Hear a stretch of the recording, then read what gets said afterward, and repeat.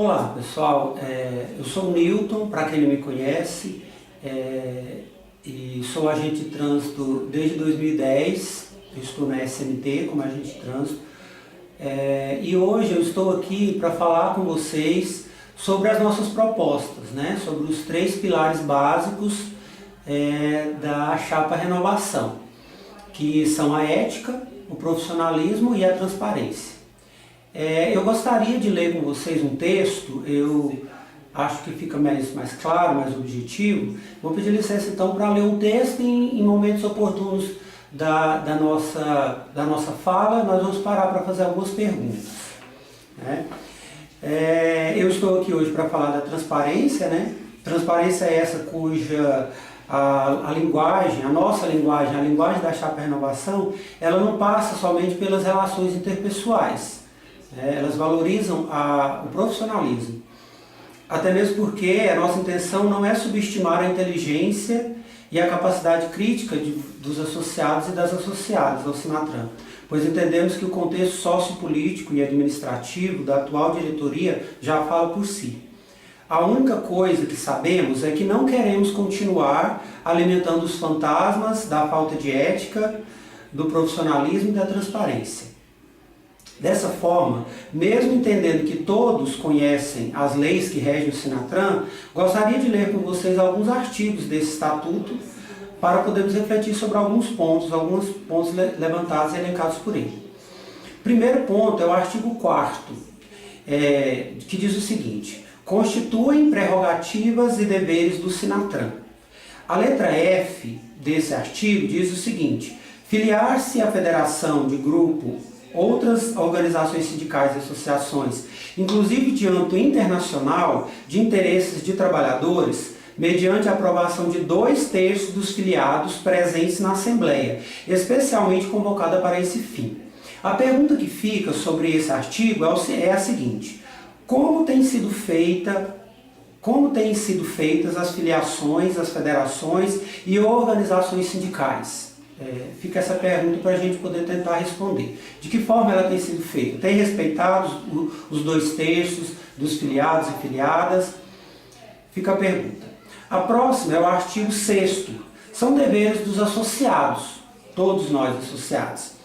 A letra C desse artigo, do artigo 6, diz o seguinte: zelar pelo patrimônio e serviços do Sinatran, cuidando da correta aplicação do seu patrimônio, das suas finanças.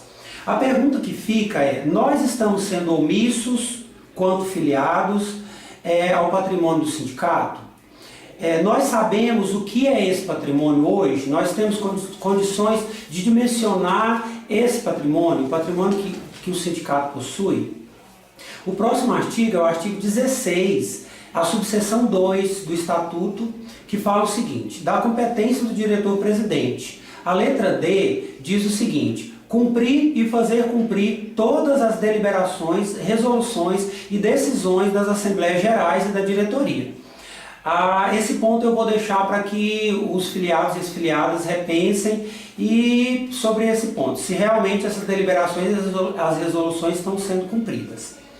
O título 6º diz o seguinte: da perda e extinção do mandato e das penalidades. O artigo 34 diz que perderão o mandato por ato da Assembleia os membros da diretoria e do Conselho Fiscal quando, letra B, agirem contrariamente a este estatuto, faltando com a honestidade e os bons costumes. A minha pergunta nesse ponto é a seguinte: esse estatuto tem sido cumprido? Alguns diretores ou conselheiros já perderam o mandato por deixar de cumpri-lo? O título 5 diz da gestão financeira e patrimonial do sindicato. Artigo 36, o plano orçamentário anual elaborado pelo diretor, primeiro secretário e pelo diretor, primeiro tesoureiro e aprovado pela diretoria executiva do Sinatran definirá a aplicação dos recursos disponíveis da entidade visando a realização dos interesses da categoria dos agentes municipais de trânsito de Goiânia e a sustentação de suas lutas. A pergunta: quando o plano orçamentário foi apresentado? Existe um plano orçamentário? Em momento oportuno, pretendo explicar o porquê, em um outro vídeo, lógico, né? O porquê do plano não ter sido elaborado na atual gestão, considerando o fato de que eu, Newton Pereira da Fé, componho, entre aspas, legalmente em tese, a atual chapa. O título 6º dispõe sobre as considerações finais. O artigo 42. Ao final do mandato, a diretoria deverá apresentar na Assembleia de Posse a prestação de contas de todo o mandato anterior em forma mercantil, especificando-se as receitas e a aplicação das despesas, bem como os respectivos saldos, instruídas como documentos justificativos comprobatórios para essa prestação de contas. Então a pergunta: em qual momento da história do Senatran a prestação de contas foi realizada com a apresentação dos respectivos documentos comprobatórios? Deixo com os associados e associadas essa pergunta. Para finalizar, gostaria de realizar o compromisso já feito antes pela nossa companheira Andréia, em posts anteriores, que nós da Chapa Renovação não iremos de forma alguma desculpar-nos por não termos cumprido o que regem as leis desse estatuto. E nos comprometemos com o corpo de filiados e filiadas a apresentar todas as prestações de contas que dizem respeito ao patrimônio do Senatran ou a celebração e a filiação às federações de grupo ou outras organizações sindicais, bem como publicar todos os documentos comprobatórios das mesmas.